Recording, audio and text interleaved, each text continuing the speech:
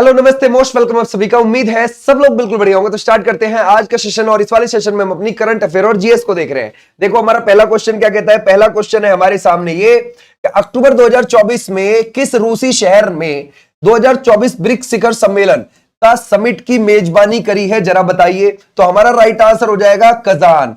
Kazan कहां पर पड़ता है? रशिया में पड़ता है।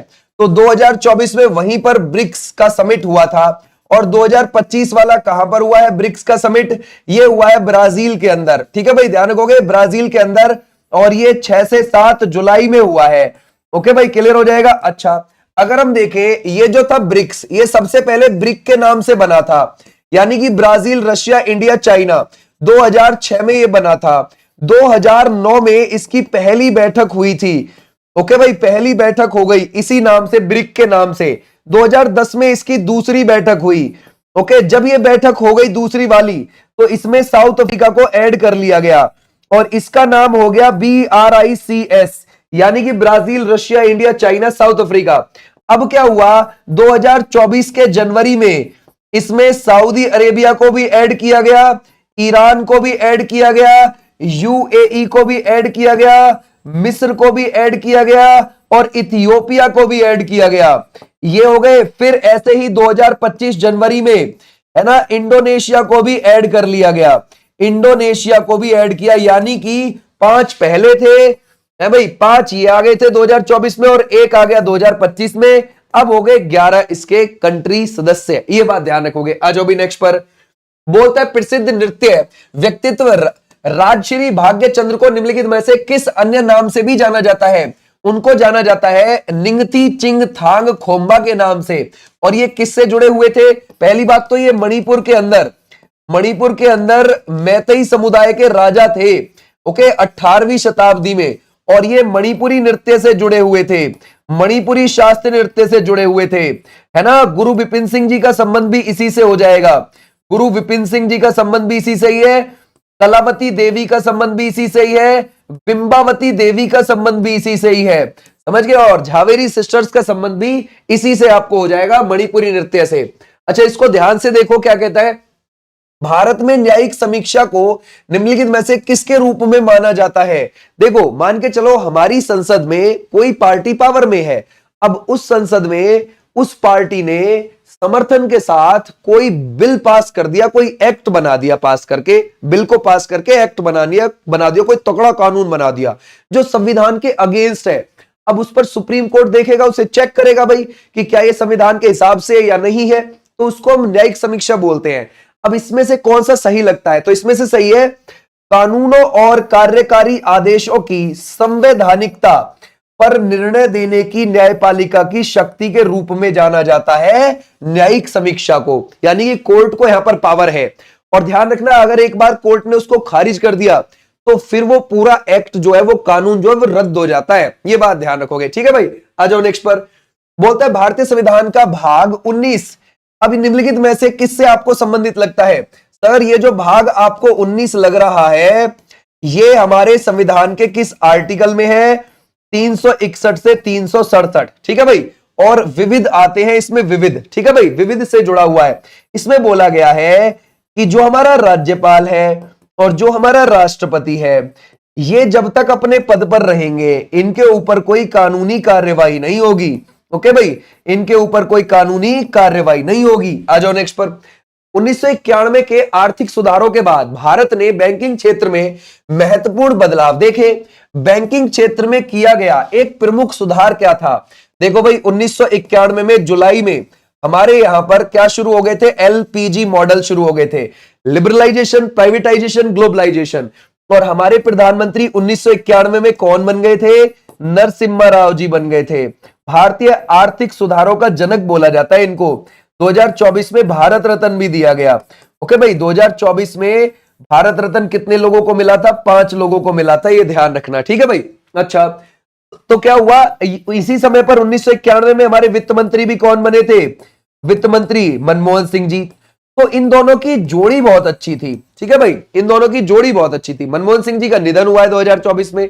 अच्छा, अब क्या हुआ, जब ये LPG मॉडल शुरू हो गया, उसके बाद क्या हुआ कि बैंकिंग क्षेत्र में किया गया प्रमुख सुधार कौन सा था? वो था ब्याज दरों का विनियमन, इसका मतलब क्या है? यानी कि ब्याज दरों को कंट्रोल करना। ठीक है भाई, ध्यान रखोगे। किसके द्वारा? या तो केंद्र सरकार के द्वारा, है ना भाई, या हमारे आरबीआई के द्वारा। ठीक है भाई, ध्यान रखोगे, आरबीआई के द्वारा। क्लियर हो जाएगा? इन दोनों में से किसी एक के द्वारा ब्याज दरों को कंट्रोल करना। ठीक है भाई, नियमित करना, ऐसे आप ध्यान रखोगे। बोलता है अल्लारमेल वल्ली और रुक्मणी देवी अरुंडेल भारतीय नर्तकी निम्नलिखित में से किस नृत्य से जुड़ी हुई है? कुचिपुड़ी कहां का हो जाएगा? आंध्र प्रदेश का शास्त्रीय नृत्य है। कथक कहां का हो जाएगा? यूपी का शास्त्रीय नृत्य है। कथकली कहां का हो जाएगा? केरल का शास्त्रीय नृत्य है। हमारा राइट आंसर है भरतनाट्यम, जो कि तमिलनाडु का शास्त्रीय नृत्य है। ये जो अल्लारमेल वल्ली है, इन्होंने भरतनाट्यम में एक पंडा नल्लूर शैली चलाई थी। कौन सी? पंडा नल्लूर शैली चलाई थी, ये भी आप ध्यान रखोगे। क्लियर हो जाएगा? और रुक्मणी देवी अरुंडेल, ये ध्यान रखना, इन्होंने टी बाला सरस्वती के साथ मिलकर इस नृत्य को वापस से जिंदा किया था। ओके भाई, ऐसे भी आप ध्यान रखोगे रुक्मणी देवी अरुंडेल को। ठीक है, आ जाओ नेक्स्ट पर। उपराष्ट्रपति पद के लिए नामांकन दाखिल करने हेतु उम्मीदवारों को कम से कम कितने निर्वाचकों द्वारा प्रस्तावित किया जाना चाहिए? जरा बताइए। तो वो कितने? 20। ऐसे ही प्रेसिडेंट के लिए कितने होने चाहिए? 50 होने चाहिए। उसके लिए 50 प्रस्तावक होते हैं, ध्यान रखना, राष्ट्रपति के लिए, और 50 ही अनुमोदक होते हैं राष्ट्रपति के लिए। इसके लिए 20 प्रस्तावक, 20 अनुमोदक चाहिए। ठीक है, अगर हम देखेंगे, ये है हमारा उपराष्ट्रपति। ओके, उपराष्ट्रपति का जो है ना भाई पद है, ये किस आर्टिकल में कि भारत का एक उपराष्ट्रपति होगा? 63 में है।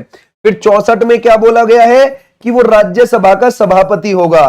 राज्यसभा का क्या होगा? वो सभापति होगा। ठीक है, और अगर आप देखोगे 66 में क्या है? उसके निर्वाचन के बारे में है, उसके चुनाव के बारे में है। 69 में उसकी शपथ के बारे में है। और जब आप 89(1) को देखते हो तो उसमें यह बोला गया है कि राज्यसभा का देखो, ये सभापति तो होगा लेकिन उसका सदस्य नहीं होगा। याद रखोगे, उसका सदस्य नहीं होगा। और अगर आप ध्यान रखोगे, उपराष्ट्रपति बनने के लिए कम से कम 35 साल की उम्र होनी चाहिए। कार्यकाल होता है 5 साल का। ठीक है भाई, क्लियर हो जाएगा? ये भी आप ध्यान रखोगे। आ जाओ नेक्स्ट पर। बोलता है आईएमएफ, इंटरनेशनल मॉनेटरी फंड, इसकी जो स्थापना देखोगे 1944 में हुई है इसकी स्थापना, और इसका जो हेडक्वार्टर है वो आपको यूएसए में देखने को मिलेगा। यूएसए की कैपिटल है वॉशिंगटन डीसी, तो वहीं इसका हेडक्वार्टर है। ओके, और अगर आप देखोगे आईएमएफ की अप्रैल 2025 ग्लोबल फाइनेंशियल, ध्यान रखोगे, फाइनेंशियल स्टेबिलिटी रिपोर्ट के अनुसार 2025 के लिए आईएमएफ का संवैधानिक वैश्विक विकास पूर्वानुमान उनका कितना है? यानी कि ये कह रहा है 2025 में पूरी दुनिया की ग्रोथ कितना प्रतिशत रहेगी? वो है 2.8%, और 2026 के लिए वो 3% हो जाएगी। आईएमएफ ने पूरी दुनिया के लिए ये हिसाब लगाया है। ठीक है, आ जाओ भी नेक्स्ट पर। अच्छा, क्रिस्टलिना जॉर्जियावा, इसकी कौन हो जाएंगी? मैनेजिंग डायरेक्टर हो जाएंगी, एमडी हो जाएंगी। आ जाओ भी नेक्स्ट पर। सिख धर्म के निम्नलिखित में से गुरुओं में से अंतिम गुरु कौन थे? देखो, पहले कौन थे? गुरु नानक देव जी थे। ठीक है भाई, ध्यान रखोगे। दूसरे कौन से थे? गुरु अंगद हो जाते हैं। तीसरे कौन से हो जाते हैं? गुरु अमरदास हो जाते हैं। फिर चौथे कौन हो जाते हैं? गुरु रामदास जी हो जाते हैं। फिर कौन हो जाते हैं? गुरु अर्जुन देव हो जाते हैं। है ना भाई, ध्यान रखोगे, अर्जुन देव हो जाते हैं। फिर कौन हो जाते हैं? हरगोविंद हो जाते हैं, 6 नंबर के, है ना भाई, गुरु हरगोविंद हो जाते हैं। फिर कौन हो जाते हैं? 7वें नंबर के हर राय हो जाते हैं। फिर कौन हो जाते हैं? 8वें नंबर के वो हो जाते हैं हरकिशन। सबसे कम उम्र के गुरु हरकिशन जी बने थे। 9वें कौन हो जाते हैं? क्या हम यहां पर गुरु तेग बहादुर लगाएंगे? बिल्कुल ठीक है, गुरु तेग बहादुर। ठीक है भाई, क्लियर हो जाएगा। और 10वें कौन हो जाएंगे? वो हो जाएंगे गुरु गोविंद सिंह जी। ठीक है भाई, ध्यान रखोगे, ये अंतिम थे, तो हमारा राइट आंसर है Guru Gobind Singh ji is the right answer. Sikh धर्म की स्थापना जो करी थी वो गुरु नानक देव जी ने करी है, और खालसा पंथ की स्थापना इन्होंने करी है। ओके भाई, ध्यान रखोगे, खालसा पंथ की स्थापना लास्ट वाले जो थे गुरु गोविंद सिंह जी, इन्होंने करी थी। ठीक है भाई, क्लियर हो जाएगा। तो ऐसे ध्यान रखना, ये जो अर्जुन देव है इनकी हत्या किसने करवा दी थी? ये करवा दी थी यहां पर जहांगीर ने। ठीक है भाई, जहांगीर ने। और ये जो आपको देखने को मिलते हैं यहां पर तेग बहादुर, इनकी हत्या किसने करवाई थी? औरंगजेब ने, है ना भाई, औरंगजेब ने। ऐसे आप ध्यान रखोगे। ठीक है, आ जाओ भाई नेक्स्ट पर बच्चे। बोलते हैं तापी नदी का उद्गम किस पर्वतमाला से होता है? कौन सी है तापी नदी? देखो यहां पर ना सतपुड़ा आपको देखने को मिलेगी। सतपुड़ा मीन 7 पर्वत, ये आपको यहां पर देखने को मिलेगी, गुजरात में, मध्य प्रदेश में और छत्तीसगढ़ में फैली हुई है। इसकी सबसे ऊंची चोटी है धूपगढ़, जो कि महादेव पहाड़ी पर है। महादेव पहाड़ी मध्य प्रदेश में है, सतपुड़ा का ही हिस्सा है। और सबसे ऊंची चोटी वहीं पर ही है धूपगढ़, जो कि 1350 मीटर ऊंची है, पूरे सतपुड़ा की और मध्य प्रदेश की सबसे ऊंची चोटी। तो इन्हीं पहाड़ियों से दक्षिण की ओर से, ध्यान रखोगे, मध्य प्रदेश के बैतूल जिले में मुल्तई नाम की जगह से, ध्यान रखोगे कौन सी, मुल्तई नाम की जगह से, कहां पर, बैतूल जिले के अंदर, वहां से एक नदी निकलती है, वो है तापी, और निकलने के बाद ऐसे गुजरात में आ जाएगी और यहां आके खंबात की खाड़ी में गिर जाती है। और इसकी जो लंबाई है 724 किलोमीटर है। ठीक है भाई, ध्यान रखोगे 724, पश्चिम की ओर बहती है ये, और ज्वरंदमुख बनाकर, एस्चुरी बनाकर अरब सागर में गिर जाती है। बोलता है एलोरा की गुफाएं कहां पर हैं। देखो, आपकी चाहे तो अजंता हो, चाहे आपकी एलोरा की गुफाएं हो, दोनों ही आपको महाराष्ट्र में पड़ती हैं। महाराष्ट्र के संभाजी नगर में आपको देखने को मिल जाएंगी, जिसको हम क्या बोलते थे पहले, औरंगाबाद। ठीक है भाई, वहां पर आपको देखने को मिल जाएंगी। ये जो अजंता की है 29 गुफाएं हैं, और ये वाकाटक वंश के राजाओं ने बनाई हैं। ठीक है भाई, ध्यान रखोगे। और ये जो है ये 34 गुफाएं हैं, ये राष्ट्रकूट वंश के राजाओं ने बनाई हैं और यादव वंश के राजाओं ने बनाई हैं। ठीक है भाई, क्लियर हो जाएगा, ऐसे भी आप ध्यान रखोगे। और ये जो आपको 29 केव्स लगती हैं, ये कौन से धर्म को, बौद्ध धर्म को समर्पित है। ये जो आपको 34 लगती हैं, इनमें से 17 हैं ब्राह्मण को, 12 हैं इसमें से बौद्ध को, 5 है इसमें से जैन को समर्पित। ओके भाई, क्लियर हो जाएगा, ऐसे आप ध्यान रखोगे। तो हमारा राइट आंसर कहां है, औरंगाबाद। इनको दोनों ही गुफाओं को, अजंता और एलोरा की को, है ना भाई, दोनों ही स्थल पर जो गुफाएं मिलती हैं 1983 में यूनेस्को में शामिल कर ली गई थी, यूनेस्को के विश्व धरोहर स्थल में शामिल कर ली गई थी। ठीक है भाई, क्लियर है। भारत में अब कितनी साइट है, भारत में विश्व धरोहर स्थल की यूनेस्को की, कौन बच्चा बताएगा, वो हो गई है कितनी, 44। ठीक है भाई, क्लियर हो जाएगा, 44 हो गई हैं, ये भी आप ध्यान रखोगे, क्लियर हो जाएगा। आ जाओ, छत्रपति शिवाजी महाराज के समय के बने हुए 12 किलों को भी शामिल कर लिया गया है 44वीं साइट के तौर पर यूनेस्को के विश्व धरोहर स्थल में भारत की ओर से। महात्मा गांधी जी 1946 में नोआ खली की यात्रा पर क्यों गए थे। देखो क्या हुआ था, 1946 के समय पर यह लगने लगा था कि अब बंटवारा होगा और भारत भी अब आजाद होगा, जो कि हुआ कब, 1947 में जाकर। लेकिन 1946 में यह अंदाजा होने लगा था। तो जो आज आप बांग्लादेश वाला एरिया देखते हैं, वो उस समय पूर्वी बंगाल था, और जो आज आप पश्चिम बंगाल देखते हैं, वो उस समय भी पश्चिम बंगाल था। ठीक है, तो उस पश्चिम बंगाल वाले एरिया में तो मुसलमानों को मारा जा रहा था, और उस पूर्वी बंगाल जहां आज बांग्लादेश है, उस वाले क्षेत्र में हिंदुओं को मारा जा रहा था। तो आज ये नोआखाली वही बांग्लादेश में पड़ता है। ठीक है, ध्यान रखोगे। तो वहां पर क्या था, वहां धार्मिक हिंसा के बाद सांप्रदायिक सद्भावना को बढ़ावा देने के लिए गए थे कौन, गांधी जी। ये भी चीज आप ध्यान रखोगे। ठीक है भाई, क्लियर हो जाएगा, ताकि बढ़ावा मिले, एकजुट रहो, कोई दिक्कत ना हो, ऐसे मारकाट की घटनाएं ना हो। ठीक है भाई, क्लियर हो जाएगा, ऐसे भी आप ध्यान रखोगे। तो हमारा राइट आंसर है, जो आज आप पश्चिम बंगाल देखते हो, उस पश्चिम बंगाल में पहले बिहार भी आता था, झारखंड वाला एरिया भी आता था, और वो उड़ीसा वाला एरिया भी आता था। तो इतना बड़ा था वो पश्चिम बंगाल। ठीक है भाई, ये ध्यान रखना पहले। आज वो सिमट के थोड़ा सा वेस्ट बंगाल बचा है। हमारे भारत के वो भले ही पूर्व दिशा की ओर है, लेकिन वो पश्चिम बंगाल इसलिए बोला जाता है क्योंकि जब बंगाल के 2 टुकड़े हुए तो वो वेस्ट वाला हिस्सा था, और ये ईस्ट वाला है, ईस्ट वाला बांग्लादेश है आज। ठीक है भाई, ऐसे आप ध्यान रखोगे। ठीक है भाई, ये आप ध्यान रखोगे। आ जाओ नेक्स्ट पर, शाबाश। बोलता है प्रमुख उग्रवादी नेता बाल गंगाधर तिलक जी ने मराठा नामक समाचार पत्र किस भाषा में लिखा। देखो, ये जो न्यूज़पेपर था ये आया था 2 जनवरी 1881 को। ओके भाई, और ये मराठा न्यूज़पेपर आया है, वो आया है इंग्लिश लैंग्वेज में, अंग्रेजी भाषा में। इसके तुरंत 2 दिन बाद 4 जनवरी 1881 को एक और न्यूज़पेपर आया, वो आया केसरी न्यूज़पेपर, वो आया मराठी भाषा में। ओके भाई, क्लियर हो जाएगा। तो हमसे क्या पूछ रहा है, इंग्लिश वाला, हम तो लगा देंगे अंग्रेजी वाला। क्लियर हो जाएगा। तो वो कौन है, बाल गंगाधर तिलक जी हैं। वो गरम दल के नेता थे। तो गरम दल वालों को उग्रवादी नेता भी बोला जाता है, जैसे लाला लाजपत राय हो जाते हैं, बिपिन चंद्रपाल हो जाते हैं, अरविंदो घोष हो जाते हैं, और उनके साथ में ये भी है गरम दल के। ओके, आ जाओ नेक्स्ट पर। निम्नलिखित में से कौन सी नदी माजुली द्वीप बनाती है, जो दुनिया का सबसे बड़ा द्वीप है। वो नदी है ब्रह्मपुत्र, और ये कहां पर बनाती है, असम में बनाती है। ये एक और द्वीप बनाती है मयूर द्वीप, जो दुनिया का छोटा नदी द्वीप बोला जाता है। ठीक है भाई, ध्यान रखोगे, छोटा नदी द्वीप बोला जाता है और वह भी वहीं पर ही है, असम में ही है। ठीक है भाई, क्लियर हो जाएगा, कहां पर है, असम में ही है, ऐसे भी आप ध्यान रखोगे। ये जो ब्रह्मपुत्र नदी है ये कहां से कहां की ओर बहती है, अगर हम देखें तो ये आपकी तिब्बत से आ रही होती है।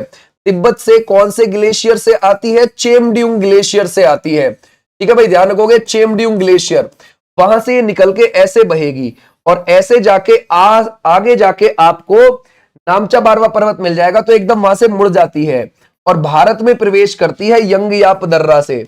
एक यहां पर यंगयाप दर्रा पड़ेगी, यहां से भारत में एंटर कर जाएगी, फिर अरुणाचल प्रदेश में, है ना, फिर असम में और फिर बांग्लादेश में चली जाती है। बांग्लादेश में इसको जमुना बुलाते हैं, ब्रह्मपुत्र इसको असम में बुलाते हैं, दिहांग इसको अरुणाचल प्रदेश वाले बुलाते हैं, सापो इसको तिब्बत वाले लोग बुलाते हैं। ठीक है, आ जाओ नेक्स्ट पर।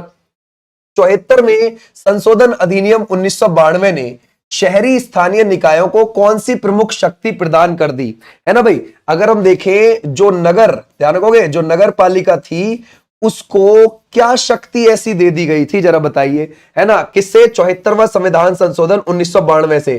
कौन सी अनुसूची जोड़ी गई थी, 12वीं अनुसूची। तो कौन सी पावर आ गई थी नगर पालिका के हाथ में, शासन के लिए संवैधानिक रूपरेखा, या फिर राज्य नियंत्रण से पूर्ण स्वतंत्रता मिल गई थी, या फिर राष्ट्रीय कानून बनाने का अधिकार मिल गया था, या फिर आप लगाओगे राज्य विधानमंडल को नियंत्रित करने का अधिकार। ये तो तीनों के बिल्कुल गलत, A is the right answer. Okay, clear हो जाएगा। शासन के लिए संवैधानिक रूपरेखा मिल गई थी उनको, एक कानूनी दर्जा मिल गया था उनको, संविधान में जगह मिल गई थी उनको। ठीक है, ऐसे आप ध्यान रखोगे। Poverty and un British rule in India के, है ना भाई, इंडिया शीर्षक पुस्तक के लेखक कौन थे, ये कौन थे भाई, Dadabhai Naoroji is the right answer.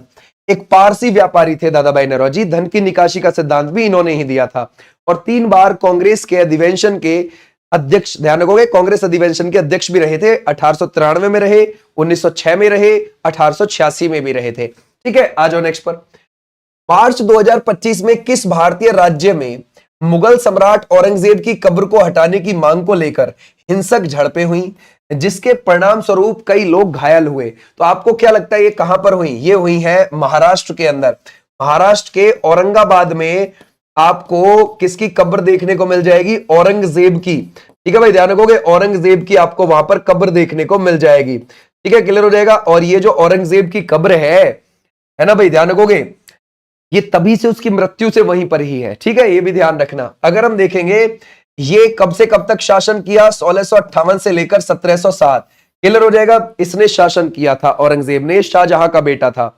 और इसके बाद कौन आया, बहादुर शाह फर्स्ट आया था, और वो कब से कब तक बैठा, 1707 से 1712 तक, बहादुर शाह फर्स्ट। ये भी आप ध्यान रखोगे, जिसको क्या बोला जाता था, शाह ए बेखबर बोला जाता था। ओके, आ जाओ भी नेक्स्ट पर। बोलता है ट्रांसपेरेंसी इंटरनेशनल के 2024 भ्रष्टाचार धारणा सूचकांक में भारत का स्थान क्या है। तो भारत का जो स्थान मिलेगा वो 96 है। ओके भाई, 2024 के हिसाब से क्लियर हो जाएगा। और 2023 में जो था वो हमारा 93वें नंबर पर था, और अब की बार जो ये लिस्ट आई है 180 देशों पर आई है, उसमें हम 96वें नंबर पर है। थोड़े से और भ्रष्ट हो गया है हमारा कंट्री। ठीक है, ये भी ध्यान रखोगे। निम्नलिखित में से कौन राजीव गांधी खेल रत्न पुरस्कार पाने वाले पहले व्यक्ति थे। ये जो पुरस्कार है राजीव गांधी खेल रत्न पुरस्कार, सबसे पहले 1991-92 की सर्विस के लिए 1992 में दिया गया, और किसको मिला, ये विश्वनाथ आनंद जी को मिला था, जिनका संबंध है शतरंज से। ठीक है भाई, क्लियर हो जाएगा। दूसरा जो मिला है ये गीत सेठी को मिला है, गीत सेठी को, और किसके लिए मिला है, ये बिलियर्ड्स के लिए मिला है। राइट बात। ओके, अगर हम देखेंगे 2021 में जाके इस पुरस्कार का 6 अगस्त को नाम चेंज कर दिया जाता है और मेजर ध्यानचंद जी के नाम पर रख दिया गया है। मेजर ध्यानचंद जी के नाम पर इसका नाम रख दिया गया है। हॉकी के जादूगर बोले जाते थे मेजर ध्यानचंद जी। तो हमारा राइट आंसर हो जाएगा ये वाले बच्चे। 2024 में किस किस को मिला है, जैसे ये डी गुकेश को मिला है शतरंज के लिए, मनु भाकर को मिला है निशानेबाजी के लिए, जैसे हरमनप्रीत को मिला है हॉकी के लिए, और जैसे प्रवीण कुमार को पैरा एथलेटिक्स के लिए। ओके भाई, 4 लोगों को दिया 2024 में। निम्नलिखित में से कौन सा शासक चंद्रगुप्त का उत्तराधिकारी था। 297 से 273 ईसा पूर्व के बीच में उसने शासन किया है। अगर हम देखें 322 बीसी में, है ना भाई, 0 से इतने वर्ष पहले चंद्रगुप्त मौर्य ने किसकी नींव रखी थी, है ना। चंद्रगुप्त मौर्य ने मौर्य वंश की नींव रखी थी, अपनी माता मूर के नाम पर इस वंश का नाम रखा था। उसके बाद 297 बीसी में कौन गद्दी पर बैठ गया? वो बैठा है बिंदुसार। ठीक है भाई, ध्यान रखोगे, बिंदुसार। और बिंदुसार के बाद कौन बैठा था 269 बीसी में? है ना, देखो बिंदुसार के बाद 273 बीसी में ही बैठ गया था कौन? ध्यान रखोगे, अशोक। लेकिन पता है गद्दी पर तो बैठ गया, उसने राज्याभिषेक करवाया था 269 बीसी में, तो इसलिए हम ऐसा बोलते हैं कि अशोक का शासनकाल 269 बीसी से ही शुरू हुआ था। ठीक है भाई, ऐसे भी आप ध्यान रखोगे तो हमारा राइट आंसर हो जाएगा बिंदुसार। इनमें जो आखिरी था वो बृहद्रथ था, और बृहद्रथ की हत्या किसने कर दी? पुष्यमित्र शुंग ने। उसने शुंग वंश की नींव रख ली थी हत्या करके। बोलते हैं राष्ट्रीय तकनीकी वस्त्र मिशन का फोकस क्या है? इसका फोकस ये है कि 2025-26 फाइनेंशियल ईयर, इसका मतलब ये हुआ कि भाई 2025-26 जो है वो क्या है, ये आपका 1 अप्रैल से शुरू हुआ और 31 मार्च को खत्म हुआ 2026 में। हमारी भारत सरकार का जो वित्त वर्ष होता है वो ये होता है कि 1 अप्रैल से शुरू और 31 मार्च पे खत्म होगा एक साल में। तो 2025-26 इस वाले ईयर में, फाइनेंशियल ईयर में, हमारा टारगेट है राष्ट्रीय तकनीकी वस्त्र मिशन का। वो क्या है? वो है तकनीकी वस्त्रों का आयात प्रतिस्थापन करना, नो, या फिर तकनीकी वस्त्रों का विकास करना, बिल्कुल सही, B is the right answer. ठीक है, समझ गए? आ जाओ भाई नेक्स्ट पर। बोलता है लोकप्रिय लोक नृत्य लावड़ी में निम्नलिखित में से किस वाद्य यंत्र का उपयोग किया जाता है? तो वो ढोलक बजाई जाती है। और कहां पर होता है? ये महाराष्ट्र के अंदर होता है। ओके, पोवाड़ा भी महाराष्ट्र का ही है, पोवाड़ा भी आपको महाराष्ट्र का ही देखने को मिल जाएगा। ठीक है भाई, क्लियर हो जाएगा। ऐसे आप ध्यान, लेजिम जो नृत्य है वो भी यहीं का ही है। ठीक है भाई, आ जाओ नेक्स्ट पर। बोलता है भारत की दशकीय जनगणना किस जनगणना अधिनियम के तहत की जाती है? देखो हमारे यहां पर 1872 में पहली मेयो के शासनकाल में जनगणना हो गई थी, लेकिन वो गैर वैज्ञानिक तरीके से थी, कोई वैज्ञानिक तरीका नहीं था उसका, बस एवं ही करवा दी गई। उसके बाद 1881 में रिपन के समय पर बिल्कुल वैज्ञानिक तरीके से करवाई गई, और यहीं से हमारी नियमित जनगणना की शुरुआत हो गई, और यहीं से हमारी दशकीय जनगणना की शुरुआत हो गई, यानी कि हर 10 वर्ष के अंतराल पर शुरुआत हो गई। ठीक है भाई, क्लियर हो जाएगा। इसको हम अपनी पूर्ण जनगणना भी बोलते हैं पहली। ठीक है भाई, और ये हो गई। अब इसके बाद कंटिन्यूअसली होने लगी भाई, लेकिन हम आजाद हो गए 1947 में, तो उसके बाद 48 में जनगणना अधिनियम बनाया गया। समझ गया भाई, क्लियर हो जाएगा। ये अधिनियम बनवाया गया और इसके जरिए हमारी जनगणना होने लगी। ठीक है भाई, अभी लास्ट जो हुई है वो 2011 में हुई है, लास्ट वाली वो 15वें नंबर की थी। अब जो हमारी शुरू होगी अगली 16वें नंबर की, वो 1 अक्टूबर 2026 से शुरू होने जा रही है, पहले चरण की। और इसमें कौन कौन से शामिल है? Himachal Pradesh plus Uttarakhand plus Ladakh plus Jammu and Kashmir, पहले चरण में इनकी होगी। ठीक है, उसके बाद से 1 मार्च 2027 से बाकी सभी राज्य और केंद्र शासित प्रदेशों की होगी। ठीक है, दो चरणों में ये होगी। ओके, ऐसे भी आप ध्यान रख सकते हैं। आज नेक्स्ट पर। दिसंबर 2024 में पूजा शर्मा को बीबीसी की 100 सबसे प्रभावशाली महिलाओं में शामिल किया गया। वह किस उल्लेखनीय सामाजिक सेवा के लिए प्रसिद्ध है? वो प्रसिद्ध है लावारिस शवों का अंतिम संस्कार करने में। समझ गए? ऐसे भी आप ध्यान रखोगे। बोलता है भारतीय बास्केटबॉल महासंघ की स्थापना 1950 में हुई है, और दिल्ली में इसका आपको हेडक्वार्टर देखने को मिल जाएगा। और आधव अर्जुन, ठीक है, आधव अर्जुन जो है ये कौन है? इसके हेड हो जाएंगे। आ जाओ भी नेक्स्ट पर। बोलता है भारत के ओडिशा के खंडगिरी में स्थित निम्नलिखित में से किस गुफा को 24 जैन तीर्थंकरों की नक्काशी के लिए जाना जाता है? वहां पर उनकी मूर्तियां उकेरी गई हैं उस गुफा में, 24 के 24 जैन तीर्थंकर की। तो जरा बताओ वो कौन सी है? वो है त्रिशूल Gumpha is the right answer. ठीक है भाई, इस वाले को आप ध्यान रखोगे। और इसमें सबसे अच्छी जो है, सबसे अच्छे से जो उकेरी गई है वो पहले वाले ऋषभ देव जी की, है ना, पहले वाले जैन तीर्थंकर ऋषभ देव जी की उकेरी गई है। ठीक है भाई, आ जाओ नेक्स्ट पर। बोलते हैं दिल्ली जैसे शहरों में उच्च जनसंख्या घनत्व के कारण रोजमर्रा की जिंदगी में क्या होता है? ठीक है, दिल्ली का जो जनसंख्या घनत्व है वो 11,320 1 किलोमीटर स्क्वायर एरिया में रह रहे औसत लोगों की संख्या है 2011 के हिसाब से। लेकिन पूरी दिल्ली की जनसंख्या वो तो आपको 1,60,00,000 से ज्यादा मिलेगी 2011 के हिसाब से। तो वहां पर क्या है? पर्यावरण पर दबाव। ठीक है भाई, ऐसे भी आप ध्यान रखोगे। हुगली औद्योगिक क्षेत्र ये कहां मिलता है? भाई हुगली वाला जो रीजन है वो आपको देखने को मिलेगा वेस्ट बंगाल में। हुगली नदी के आसपास आपको इंडस्ट्रीज लगी हुई मिलेंगी अंग्रेजों के समय की। ठीक है भाई, आ जाओ नेक्स्ट पर। बोलते हैं राज्यसभा के सदस्य कितने वर्षों के कार्यकाल के लिए चुने जाते हैं? तो ये चुने जाते हैं 6 वर्ष के। ठीक है भाई, ध्यान रखोगे। और कम से कम इनका सदस्य बनने के लिए 30 साल उम्र होनी चाहिए, ये भी आप ध्यान रखोगे। राज्यसभा हमारा एक उच्च सदन है, स्थायी सदन भी माना जाता है इसको, और इसको कभी भंग नहीं किया जाता। ठीक है भाई, क्लियर हो जाएगा। आ जाओ नेक्स्ट पर। उच्च न्यायालयों में न्यायाधीशों की नियुक्ति करते समय भारत के राष्ट्रपति को भारत के मुख्य न्यायाधीश और संबंधित राज्य के मुख्य न्यायाधीश के अतिरिक्त किन अधिकारियों से परामर्श करना आवश्यक है ना भाई। देखो ये क्या कह रहा है, हमें क्या काम करना है, हमें हाई कोर्ट का न्यायाधीश चुनना है। ठीक है भाई, किसी भी राज्य के अंदर जो हाई कोर्ट है, ठीक है भाई, उस हाई कोर्ट का, किसी भी हाई कोर्ट का हमें न्यायाधीश चुनना है। तो वो न्यायाधीश कैसे चुना जाएगा, है ना। उच्च न्यायालय में न्यायाधीश की नियुक्ति करते समय भारत के राष्ट्रपति को, ठीक है भाई, भारत के मुख्य न्यायाधीश से परामर्श ले लिया, जो हमारा भारत का चीफ जज है उससे ले लिया। संबंधित राज्य के मुख्य न्यायाधीश जो भी है ना, संबंधित राज्य से जो भी हाई कोर्ट है वहां के भी मुख्य न्यायाधीश से परामर्श ले लिया, और उसके अतिरिक्त राज्य के राज्यपाल से भी परामर्श लेना पड़ेगा। ठीक है, क्लियर हो जाएगा। तब जाके 217 आर्टिकल 1 217(1) के तहत नियुक्ति कर दी जाएगी हाई कोर्ट के अंदर जज की। ठीक है, ये बात आप ध्यान रखोगे।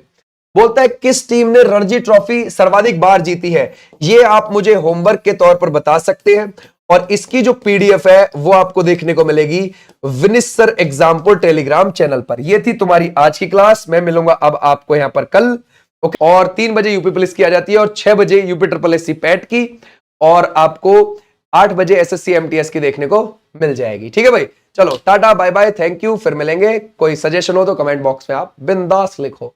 बाय।